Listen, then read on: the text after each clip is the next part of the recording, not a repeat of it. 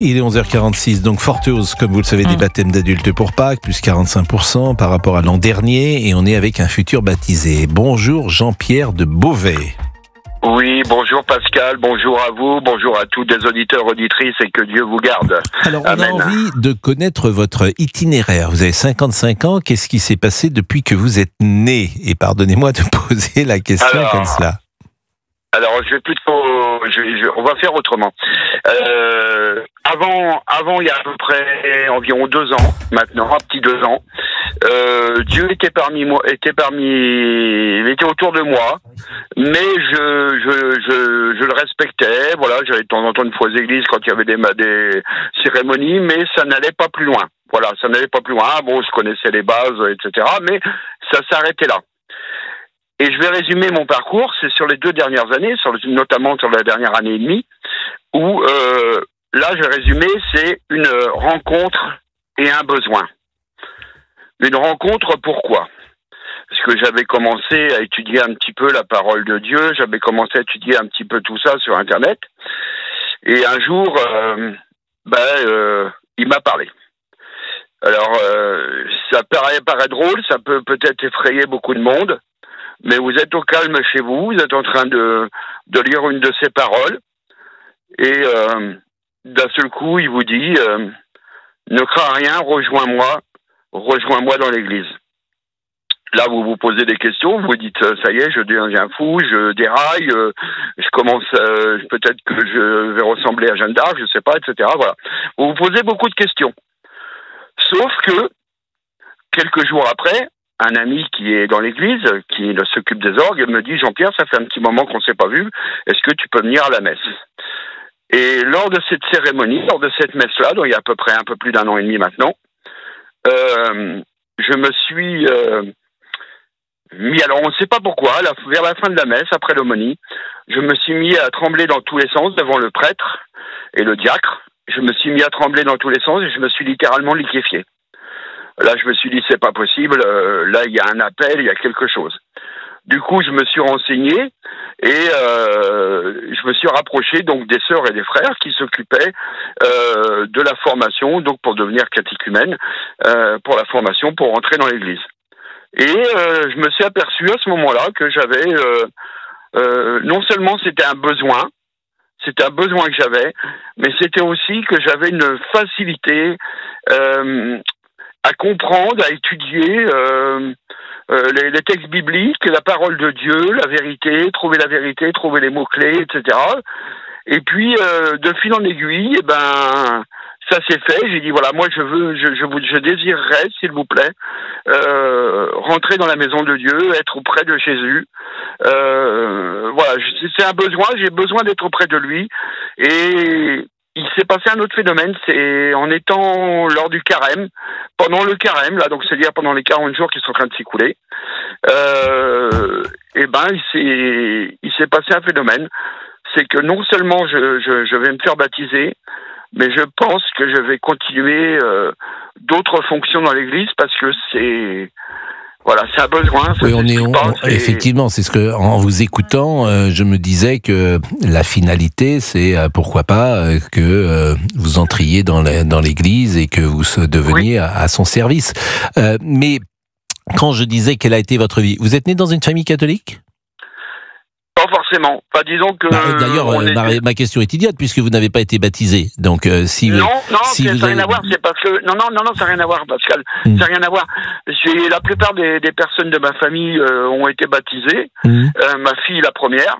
Mais vos parents, vos frères et sœurs, si vous en avez, n'ont pas été baptisés, j'imagine, si vous ne l'êtes pas. Parce que on ne décide pas soi-même de son baptême par définition. On a généralement 1 mois, 2 mois, 4 mois lorsqu'on est baptisé, sauf quelques-uns. Moi, j'ai été baptisé à 13 jours en catastrophe. Non, je vais vous répondre tout simplement que mes parents n'étaient pas au fait, c'était pas leur priorité. Oui, c'est ça, vous n'êtes pas dans une famille de catholiques. Non, c'était pas leur priorité. Oui. Mais ils se sont mariés, par exemple, à l'église, vos parents? Je serais même incapable de vous le dire. Ah bon? Ouais, à la mairie, oui. Ma mère est décédée. Mais lorsqu'ils sont décédés, il y a une cérémonie. Mon père est vivant. Et lorsque votre mère est décédée, il y a une cérémonie à l'église? Non, il n'y en a pas eu. Ouais, donc, et elle avait sans doute émis ce souhait, sans doute, qu'il n'y ait pas de cérémonie, ou est-ce votre... Non, donc, on n'est pas dans une famille catholique. Ouais. Non, Pascal. Je veux pas aller sur ce terrain-là. Mais mes parents, je respecte mon père. Ma mère, ça serait compliqué. Mais non, ils n'étaient pas au fait de l'église, tout simplement. Voilà. Point barre. Et vous aujourd'hui, dans quelle vie professionnelle êtes-vous je suis chauffeur-livreur et je me suis aperçu que en rentrant dans l'église, j'étais beaucoup plus apaisé, j'étais beaucoup plus détendu. Le matin, souvent, ça m'arrive de faire une petite prière. Ça m'arrive maintenant de dire, quand j'arrive chez des clients, par exemple, de leur dire, comment allez-vous ? Je vais bien grâce à Dieu parce qu'il m'a permis ce matin de mettre un pied devant l'autre et de respirer. Donc c'est tout ce que je demande, simplement. Et ce n'est pas grand-chose, mais c'est ça. Ah non, c'est beaucoup d'ailleurs. Et vous savez que la sainteté, c'est dans les petites choses, dit Sainte Thérèse de Lisieux. Donc c'est très étonnant d'ailleurs ce que vous dites, parce que Bernanos, qui a beaucoup écrit sur ces sujets et qui était fasciné par Sainte Thérèse de Lisieux, Sainte Thérèse de l'Enfant Jésus, il raconte justement que la sainteté est dans les choses les plus simples et ce que vous appelez les petites choses et qui n'en sont pas en fait. Et Jésus a dit tout simplement aux pharisiens, vous me connaissez, vous savez qui je suis. Moi, je ne me prétends pas être à ce niveau-là, mais effectivement, quand il a dit aux pharisiens je suis, ça voulait tout dire. Ça voulait dire vous me connaissez, et si vous appreniez à me connaître, vous connaîtriez mon Père. Voilà. Mais moi maintenant, mon père, j'ai mon père biologique forcément que j'embrasse, mais c'est surtout mon père maintenant, c'est Dieu, c'est Jésus, c'est le Tout-Puissant, et je suis fier d'être à ses côtés. Et franchement, ça va être un honneur, ça va être une fierté de ressentir. Alors maintenant. J'espère qu'une chose, c'est que le Saint-Esprit réellement me frappe, réellement, vienne à travers moi. Je me suis transfiguré complètement. Voilà. Ça s'explique pas. J'en ai très mollo. Je vois. C'est l'amour de Dieu. L'amour de Dieu. Mais il y a beaucoup d'émotions dans ce que vous dites. Alors, je voudrais simplement préciser, parce que je suis pas sûr que tout le monde connaisse le mot pharisien. Et il y a évidemment l'étymologie des pharisiens, qui était au départ un groupe religieux et politique de juifs fervents. C'est bon. Mais aujourd'hui, ça a un autre sens. Quand on dit de quelqu'un qu'il est un pharisien, au fond, c'est quelqu'un qui est considéré comme juste, tout en ignorant, au fond, les questions, les plus importantes de la loi. Et souvent pour des motifs purement égoïstes. C'est pas quand on dit de quelqu'un qu'il est un pharisien, c'est assez péjoratif de dire cela. Oui, c'est ça. Vous l'avez très bien résumé, c'est ça. Et aujourd'hui, si on remet à l'actualité d'aujourd'hui, on est dirigé souvent par nos dirigeants sont des pharisiens aujourd'hui. Oui, alors on dit qu'effectivement ils sont roués, hypocrites, c'est ça un pharisien. Ils sont arrogants, etc. Voilà. Bon, écoutez, merci. Merci en tout cas. Donc, alors le baptême pour vous va se passer donc dans la nuit du samedi. Le samedi soir de la veillée pascale, le 19 avril, la veillée pascale. Et vous rencontrez, j'imagine, beaucoup de gens en ce moment qui sont dans votre cas et qui vont être baptisés en même temps que vous.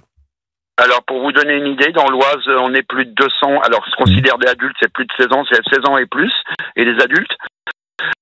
On est dans l'Oise, on est plus de 200.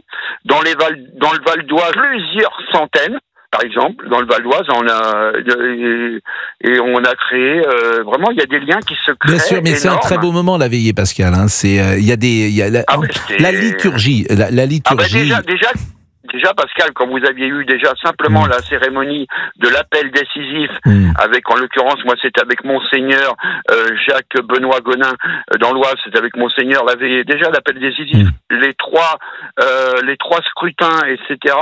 Je peux vous dire que c'est déjà des moments merveilleux. C'est déjà sans compter les cérémonies, par exemple, comme j'y étais il y a pas longtemps, les louanges, ou encore comment dire, les cendres, le mardi des cendres ou des trucs comme ça.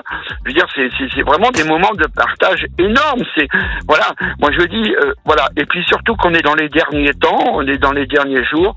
Donc il est temps. Je dis aux gens, venez à nous, venez à lui. Venez merci. Avec nous, vous avez tous votre place. Vous merci. avez tous votre place. Merci de ce témoignage, Jean-Pierre. Merci, Jean-Pierre de Beauvais. Puis c'est vrai que les garçons qui s'appellent Pascal ou les filles qui s'appellent Pascal, généralement, souvent, évidemment, les parents avaient identifié ce prénom parce qu'il y avait un rapport avec la religion catholique. Bien évidemment. On n'appelle pas sa fille Pascal de la Tour du Pin, faudrait lui demander d'ailleurs. Mais dans ma génération, il y avait pas mal de Pascal, il y en a plus aujourd'hui. Mais généralement... Ça va revenir. Oui. Je suis pas sûr. 11h05.